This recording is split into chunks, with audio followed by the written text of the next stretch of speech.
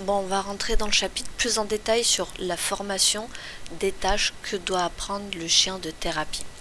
Déjà, l'apprentissage de ces tâches thérapeutiques des chiens, ça consiste pas seulement à apprendre un comportement pour qu'il l'effectue, il s'agit surtout d'établir une relation de confiance entre le maître et le chien, cette fameuse complicité dont je vous parle tant. La confiance est essentielle pour la bonne relation de travail et dans la vie de tous les jours et plus particulièrement importante lors de la manipulation d'un chien de thérapie. Construire cette relation solide avec le chien de thérapie, c'est la clé du succès pour fournir un soutien émotionnel à ceux qui en ont besoin. Il faut, comme je vous ai dit, la règle des 3 P, patience, patience, patience, beaucoup d'amour, de cohérence et de constance. Vous et votre ami, chien, votre compagnon, votre partenaire, votre binôme, c'est ça qui va faire la différence dans la vie des autres, c'est déjà votre propre relation ensemble. En tant que maître chien, je vous ai dit déjà, c'est de votre devoir de socialiser le chien. La socialisation, c'est le processus d'apprentissage à subir en fait l'environnement et à savoir s'y adapter correctement, avec confiance. Il est nécessaire d'apprendre à tous les chiens de base, et d'autant plus aux chiens de thérapie, à se sentir en sécurité dans les divers environnements et à créer ce lien avec les humains, les chiens, voire d'autres espèces. En fait, la socialisation, tout simplement. Pendant la socialisation, les chiens doivent se familiariser à tout. En fait, ils doivent vivre le maximum d'expériences, véhicules, objets, bruits, sons, lumière, éléments environnementaux auxquels ils vont être confrontés dans leur vie de chien en général et dans leur vie de chien de thérapie. Donc, il va falloir les habituer au fauteuil roulant, aux béquilles, à des gens un petit peu atypiques qui peuvent avoir des crises, qui peuvent avoir des handicaps divers, à tout type d'humains, petits, grands, chauves, bruns, blonds, enfin bon bref, voilà, qu'ils aient le maximum d'expérience pour qu'ils se sentent en l'aise et en sécurité, peu importe la situation. C'est pourquoi c'est important de commencer tôt, surtout qu'il y a une phase, une période d'imprégnation chez le chien. Donc on commence dès son plus jeune âge et en fait c'est une compétence qui se maintient tout au long de la vie du chien. La socialisation ne doit jamais s'arrêter. Il y a toujours de nouveaux environnements à explorer, de nouvelles expériences à faire vivre à son chien. Alors souvent on dit qu'un chien fatigué c'est un bon chien. En fait, le fait de découvrir ces environnements, d'être exposé, ça va le faire réfléchir et ça va le fatiguer plus que de bêtement aller courir, tout simplement. Et donc forcément il va être mieux dans ses pattes et ça va aussi renforcer cette relation que vous pourrez avoir avec lui. Et il se comportera mieux dans toutes les situations parce qu'il saura s'adapter à celle-ci. Il va y avoir une vidéo spécialement, vous l'avez vu, sur l'éducation, la socialisation, donc allez voir cette vidéo et en fait voilà, il doit voir tout un tas de gens différents, tout un tas d'environnements différents, des bruits différents, des places différentes, des environnements différents, des animaux différents, chats, chiens, poules, voilà, il doit aller en ville, il doit aller en forêt, il doit aller à la neige, il doit aller à la plage, il doit voir des gens de tout âge et de tout sexe différent, il doit vivre des examens vétérinaires, du medical training, il doit être manipulé, il doit vivre, voilà, il doit vivre, tout simplement. La socialisation primaire, donc c'est pendant la phase chiot, la phase d'imprégnation, ça implique en fait de toujours mettre en place des interactions positives avec tout ce que le chien va vivre, parce que sinon ces traumatismes vont perdurer et c'est ce qui peut créer des troubles de comportement. Il est important d'exposer le chien à une variété de situations, sons, odeurs, surfaces différentes, et ça de manière progressive en fonction de son caractère. Observation, adaptation.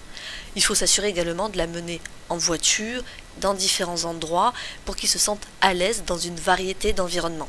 Plus vous serez en mesure de fournir des expériences de socialisation complètes, donc pendant cette fameuse fenêtre critique à 0,4 mois, et bien plus le chien sera susceptible de devenir un chien bien dans ses pattes, amical, extraverti, qui est à l'aise dans toutes les situations du monde.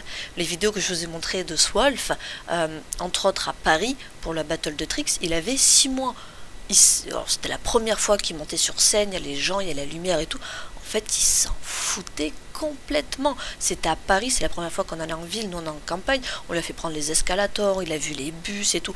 Bon, en fait, il a tellement vécu de situations entre 0 et 4 mois, que là, à 6 mois, je l'ai amené à Paris, ça l'a pas tracassé outre mesure. Je l'ai laissé en laisse par sécurité parce que à 6 mois, c'est encore compliqué la gestion des émotions. C'est tentant d'aller voir les autres personnes ou les autres chiens parce que c'était un salon du chien. Donc je l'ai quand même gardé en laisse au cas où que son focus se décroche de moi. Bon, ça n'a pas été le cas, j'aurais pu le détacher, mais c'était la toute première fois, j'ai pas pris de risque à ce sujet-là. Mais ceci a été possible uniquement parce qu'il a une excellente socialisation. Et cependant, notez que si vous ratez cette opportunité, cette fenêtre critique, il peut devenir craintif ou timide, voire même réactif, agressif avec les gens ou les personnes. Et à ce moment-là, vous voyez, un comportementaliste, pour arranger ces problèmes-là, c'est beaucoup plus difficile de reprendre ça derrière, ça demande beaucoup plus de travail. Donc assurez-vous vraiment de profiter de cette phase critique pour le sortir et le socialiser au maximum. De toute façon, vous ne pourrez pas le récupérer avant 8 semaines, mais un bon éleveur, le choix du bon élevage, c'est hyper important parce que à partir de 3 semaines, ça commence. Donc c'est le rôle de l'éleveur et ça continue, je vous dis, jusqu'à peu près 4 mois. La sensibilité maximale, elle est de 6 à 8 semaines. Et au-delà des 12 semaines, il y a une tendance à agir avec un peu plus de crainte envers les nouvelles personnes, animaux et situations. Donc c'est pour ça qu'il faut qu'il y vive avant, parce que comme ça, cette période de crainte, ça va passer tout naturellement. C'est à ce moment-là que les chiots sont le plus ouverts aux nouvelles expériences et à la formation d'attachement. Il est également important d'exposer les chiots à une variété de personnes, comme je vous ai dit, d'images, de sons, d'expériences. Et à mesure qu'ils grandissent et qu'ils deviennent plus mobiles, vous devrez être autorisé à explorer autant que possible, à mener les faire des promenades, à faire de nouvelles rencontres, que ce soit avec des gens, des animaux. Assurez-vous de le féliciter lorsqu'il affiche un comportement confiant et amical, il faut renforcer ses bons comportements.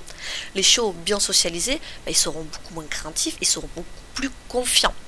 De nombreux jeunes chiens régressent et deviendront craintifs s'ils ne bénéficient pas de cette interaction sociale continue à mesure qu'ils grandissent et se développent. Je vous dis, la période de 6 à 8 mois, c'est entre autres un moment hyper important aussi dans la socialisation. La phase d'imprégnation, c'est 0,4 mois, mais il faut le perdurer jusqu'à au moins 8 mois au maximum d'expérience, et après vous pourrez diminuer et en faire un petit chien de maison, mais garder quand même tout au long de la vie du chien ces sorties quotidiennes dans des environnements stimulants. Pour l'aider à assurer une bonne relation saine avec les autres chiens tout au long de sa vie, le chien il doit maintenir aussi des contacts sociaux avec les congénères, voire même les personnes. Donc il ne faut pas hésiter à aller en club, à faire des sorties sportives, à faire des balades éducatives. Il faut savoir que les contacts sociaux avec la mère et la fratrie, de toute façon jusqu'à 8 semaines, c'est obligatoire. C'est d'ailleurs la législation. Mais ensuite, il doit quand même continuer à avoir des interactions sociales régulières et des sessions de jeu avec d'autres chiens, pour avoir un chien bien dans ses pattes et répondre à ses besoins. C'est votre rôle de maître, de leader, de répondre à ses besoins et pas seulement lui remplir la gamelle. Des interactions sociales dont les congénères, ça fait partir de ses besoins. Alors pour l'aider dans son bon développement social, il faut lui présenter autant de nouvelles personnes et de situations possibles dès les premiers mois. Il ne faut pas hésiter à le sortir quand bien même il n'a pas tous les vaccins. Bon, vous faites attention, bien sûr. Il faut qu'ils voient des personnes en uniforme, des bébés, des petits, des personnes âgées, des personnes déguisées. Ça peut faire peur, des personnes en échasse, c'est particulier. La vidéo, on voit Swolf rencontrer la personne sur échasse. Il est allé, et puis après, la personne, on a même joué un 2-3 soleils avec et tout. Et la personne m'a dit, waouh, votre chien, il travaille dans un cirque. Et j'ai dit non, pourquoi vous me dites ça? Il me dit, c'est la première fois que je vois un chien qui pour la première fois rencontre cette situation qui est tout à fait anodine, réagit aussi bien. Je dis oh non, mais pour lui, vous pouvez tout lui faire. Il me dit oui, c'est sympa, quoi, voilà. Mais c'est vrai que c'est pas commun. Alors l'un des aspects les plus importants de la socialisation, c'est d'enseigner aux chiots comment réagir de manière appropriée, entre autres avec les gens. Les gens peuvent avoir peur du chien s'ils ne savent pas se comporter correctement avec eux, d'où l'importance de faire ces interventions prévention morsure pour apprendre à interagir avec les chiens au préalable avant d'intervenir en tant que chien visiteur et de médiation. Et c'est aussi des apprentissages pour le chien, comme à s'asseoir, à rester, à venir quand on l'appelle. Ça permet de l'aider à rester en sécurité lorsqu'il rencontre d'autres personnes ou congénères ou situations. D'où l'importance de cette phase de dressage aussi. Les socialisations, l'éducation, ça va avec du dressage. Une façon de faciliter l'introduction du chiot à de nouvelles situations est de lui offrir des récompenses telles qu'un jouet ou des friandises ou des louanges tout simplement quand il est exposé à un nouveau stimuli. Le fait qu'un étranger offre un biscuit au chiot lui apprendra à attendre avec impatience de rencontrer de nouvelles personnes justement, et ça enlèvera ce côté un petit peu timide parce qu'il va se dire oh putain les gens c'est trop cool, d'où jouer aussi, jouer avec votre chien, il doit pouvoir jouer avec tout le monde. Et ça l'apprendra à avoir de nouveaux amis et toute main tendue il va se dire ah ça c'est chouette, c'est quelque chose de positif.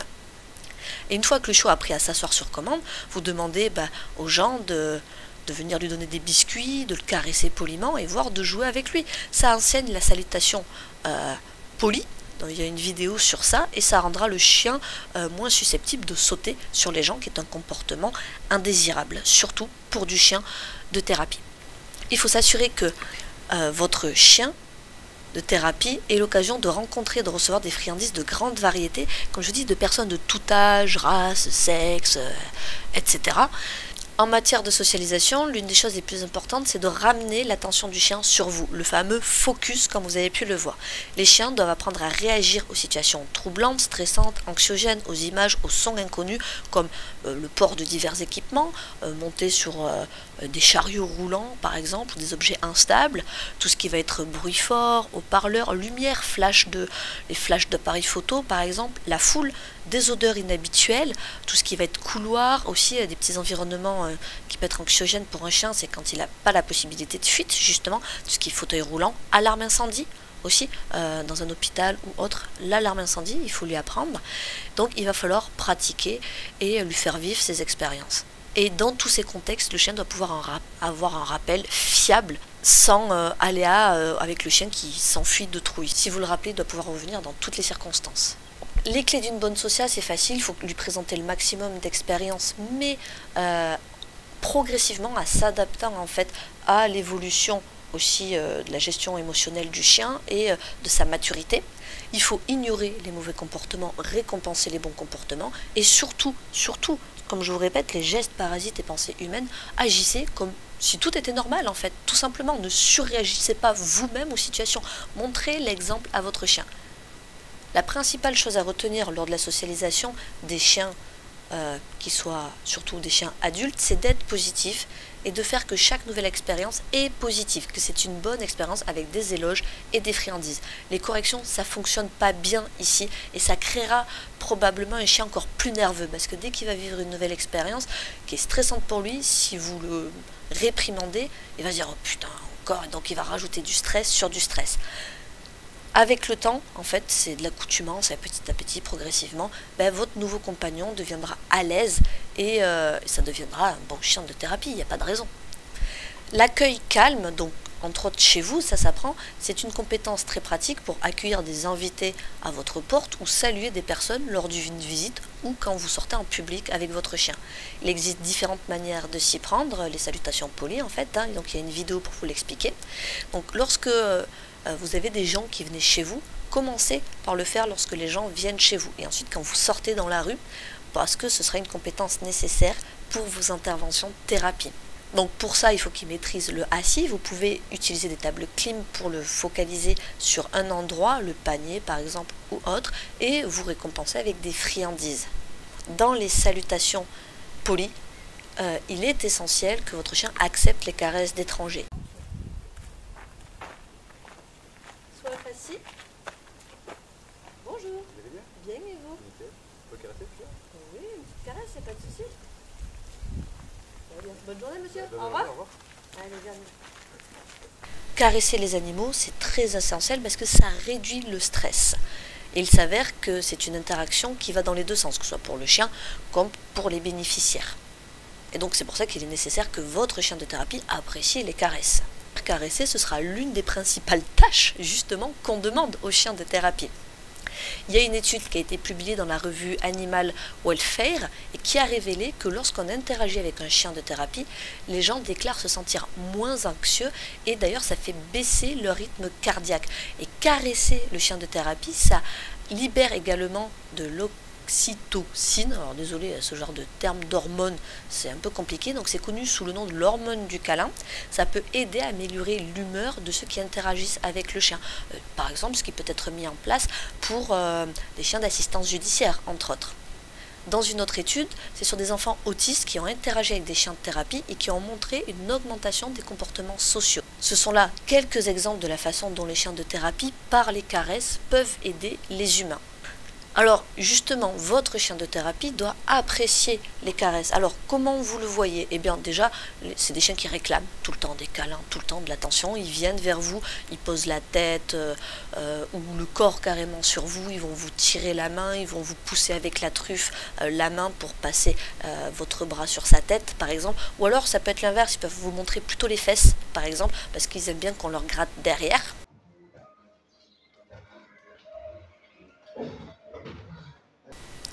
Et les chiens qui n'aiment pas, ben souvent ils vont alors... Là, attention, quand on met la main sur la tête d'un chien, il peut baisser la tête et baisser les oreilles. C'est pas forcément qu'il n'aime pas, c'est parce que souvent il anticipe le fait qu'on va lui frotter les oreilles. Ça ne veut pas forcément dire qu'il n'aime pas. Mais après, par contre, bien sûr, les chiens qui ne vont pas aimer, il va y avoir tout ce qui est signaux d'apaisement qu'il y a dans le cours prévention morsure. Et donc, il faut apprendre aux chiens à accepter les manipulations sur toutes les zones. Donc la zone du collier, autour du cou, la tête, les pattes, les oreilles. Alors les pattes et les oreilles, ce sont des zones un peu plus délicates, donc il faut l'habituer, l'accoutumer. Vous le faites surtout quand il est chaud, pendant les phases de socialisation en jouant, et ensuite pendant les medical training. Donc il doit accepter vos caresses à vous, une personne connue, et il doit accepter aussi les caresses et les manipulations de personnes connues, appréciées, de personnes connues, neutres, et d'étrangers.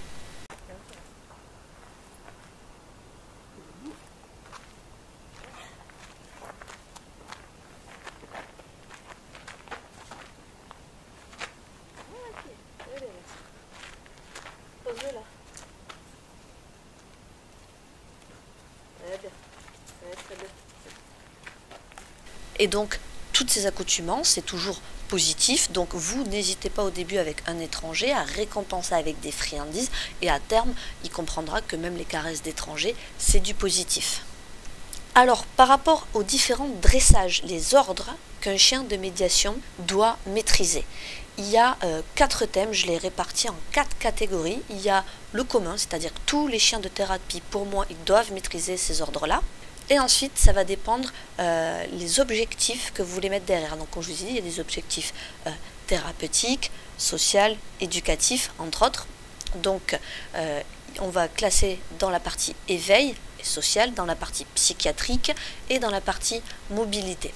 Sur le commun, donc tous les ordres, donc sur la partie commun des chiens de thérapie, donc les listes ne sont pas exhaustives bien sûr, hein, mais alors il va y avoir le conditionnement clickers comme on l'a vu. Pourquoi? Parce que ce sera beaucoup plus facile pour apprendre différents tricks qui peuvent être très utiles pour des mises en place d'ateliers, on le verra dans le chapitre suivant. Rester de longues périodes sous haute stimulation, bien évidemment, ça fait partie de la socialisation de l'éducation. La manipulation des tierces, on en a parlé. Le refus d'appât, le pas touché et tu laisses par rapport aux distractions.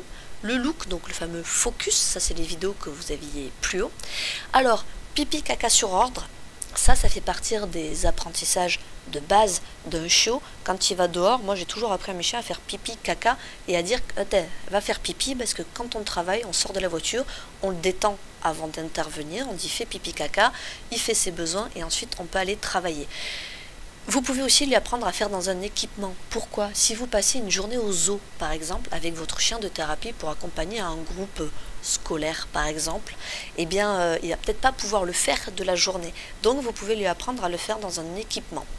Un chien de thérapie doit maîtriser la marche en laisse et au pied, bien évidemment, et surtout la marche au talon, vraiment le petit pas, comme je vous ai dit. Donc on fait un pas, le chien s'arrête, on fait un pas, un chien s'arrête, que ce soit en béquille, que ce soit en déambulateur ou en fauteuil roulant, il doit vraiment savoir rester à côté. On peut lui apprendre à aller dessous, sous une table par exemple. Pourquoi? Pareil pour des visites. Si on veut accompagner un enfant autiste par exemple pour de l'éveil au monde, eh bien on peut apprendre au chien, si on se met au bar, à se mettre sous la chaise, comme ça il ne dérange pas. Dans le même principe, dessus, pour monter sur divers obstacles agrès, ça va être utile pour mettre en place des jeux et des ateliers. Donc c'est qui monte par exemple sur une caisse ou un banc. Le pants up, c'est pareil, mais que les 2 pattes avant. Bien sûr qu'il soit habitué à monter dans les escalators, les ascenseurs et tout ça, typiquement ce qu'on trouve dans des hôpitaux. Le recul, ça peut être très pratique dans des environnements très confinés et pour divers ateliers. Le prend-donne. Alors le prend-donne, ça se fait dans les phases de jeu, c'est typiquement ce qu'on va servir dans les jeux, mais ça peut aussi servir à porter, par exemple, on va dire au chien prend et il tient la laisse tout seul, ou il porte un sac pour divers ateliers, et le donne. Et le donne, on peut affiner le comportement jusqu'à ce qu'il ramène dans la main, jusqu'à une personne assise dans un fauteuil roulant, elle tombe, je sais pas, la carte bancaire par terre, c'est très compliqué ça pour un chien, et le chien ramasse la carte bancaire et le donne directement dans la main. Les apprentissages prend-donne, il y a plein d'autres ordres qu'on peut mettre derrière, comme rapporter le courrier, rapporter un ticket de caisse par exemple, ramasser un objet tombé, l'exemple de la carte bleue. Ça peut aussi servir à prendre, mais on le verra après, pour ouvrir les portes ou des tiroirs par exemple. Donc en tirant, le chien il tire, les fameux jeux de tug. Le prend-donne, ça peut servir à ranger, par exemple, on met divers objets, le chien il range les jouets dans une boîte, ou il nous aide par exemple pour mettre le linge sale dans le sèche-linge, ou tout simplement pour apporter la gamelle, pour qu'on lui donne de l'eau, pour faire divers ateliers. Dans les manipulations, j'ai oublié de vous dire, maintenant que j'y pense dans les notes, lui apprendre le pan à faire le mort, comme ça le chien il se couche et on peut lui faire divers ateliers comme le peindre, mettre des déguisements et autres dessus. Ensuite, il peut y avoir guidé vers l'avant avec ou sans harnais de mobilité. Donc là, plutôt que d'être au talon, le chien est devant sans tirer en laisse, sans que la personne fasse le drapeau derrière. Mais par exemple, pour de la foule, il peut passer entre les gens ou sur des slaloms de mobilité. Il passe devant et il peut faire droite, gauche et ralenti, etc. C'est des compétences qu'on va utiliser sur les chiens de musher, entre autres, comme en canicross, cani-VTT. Dans le même principe, suivre une autre personne qui serait devant, ou vous en fait, souvent on utilise la double laisse, donc on va mettre un harnais avec double laisse, une laisse pour le bénéficiaire et une laisse pour vous. Et une des compétences hyper importantes, c'est poser la tête sur les genoux. Mettre la tête sur les genoux, c'est une autre façon pour un chien de thérapie de se rapprocher de la personne et de la réconforter. Et après, on peut mettre des caresses dessus. Ainsi, les chiens peuvent également choisir de poser donc leur tête sur le genou d'une autre personne pour aussi leur montrer leur affection. Donc juste rapidement, parce que cette compétence est importante, vous pouvez diviser cette tâche en deux sous-sections. La première, c'est mettre la tête sur les genoux, et la deuxième, c'est de garder la tête sur les genoux. Donc pour commencer, mettez une serviette sur vos genoux, et ensuite, avec une friandise, en leurrant, vous attirez le chien, vous marquez, vous récompensez, et vous répétez cette action jusqu'à ce que le chien apprenne à poser la tête sur les genoux de manière à le tenir dans la durée. Dans les activités vraiment de base qu'un chien de thérapie doit maîtriser dans les manipulations, c'est le brossage. C'est une activité très apaisante pour les personnes que votre équipe va visiter. Alors après avoir entraîné le chien à aimer les caresses, il faut qu'il accepte le toilettage. Donc il faut habituer le chien aux différents outils, toujours progressivement, en renforçant avec des friandises. Et donc ça aussi, c'est essentiel, vous le verrez dans la partie medical training pour savoir comment apprendre ça à son chien.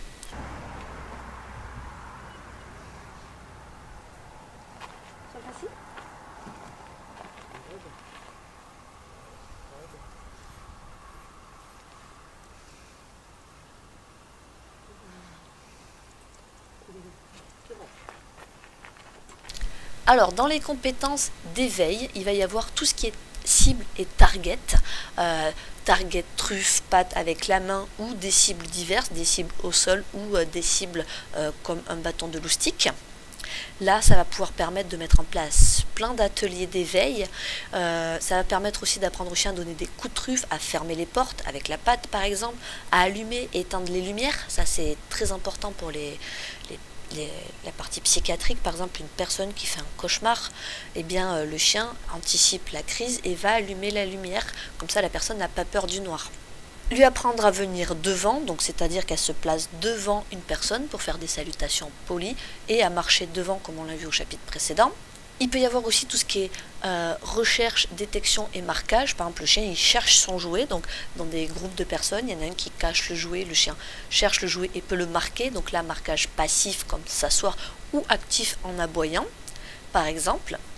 Donc c'est les fameuses alertes sur ordre, des marquages, désignations. Ça va permettre de mettre en place plein de jeux divers derrière. Et donc la nécessité de lui apprendre, par exemple dans les marquages par aboiement, l'aboiement sur ordre. Et là, même avec l'aboiement sur ordre, vous pouvez faire plein de jeux comme lui apprendre à compter. En fait, quand vous mettez un signal comme le doigt en l'air, le chien il aboie jusqu'à ce que vous baissez le doigt. Et ça peut permettre, par exemple, accompagner des enfants pour le calcul mental. Vous faites 2 plus 2 et le chien vous le faites aboyer 4 fois.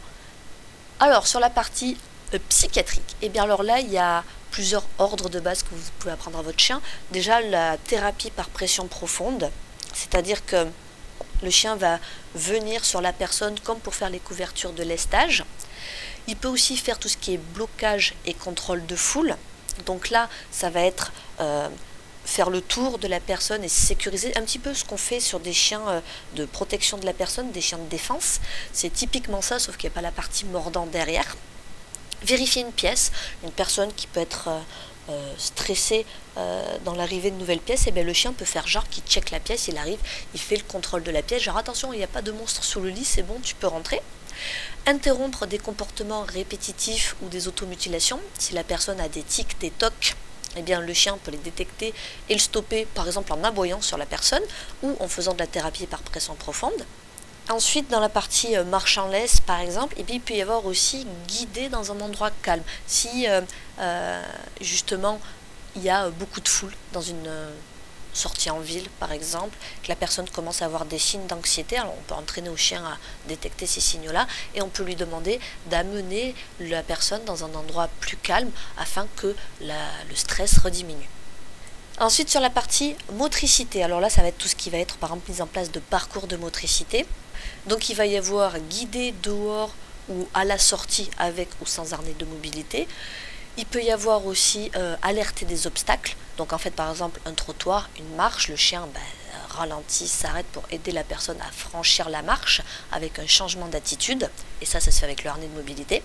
L'aider à trouver une place où s'asseoir calmement. Si la personne commence à fatiguer, l'aider à l'amener sur un banc et à l'asseoir sur le banc et à passer du assis au debout et du debout au assis, à l'aider à s'équilibrer dans les escaliers ou à renforcer une manière instable tout simplement à la marche. Donc ça, c'est des compétences vraiment spécifiques.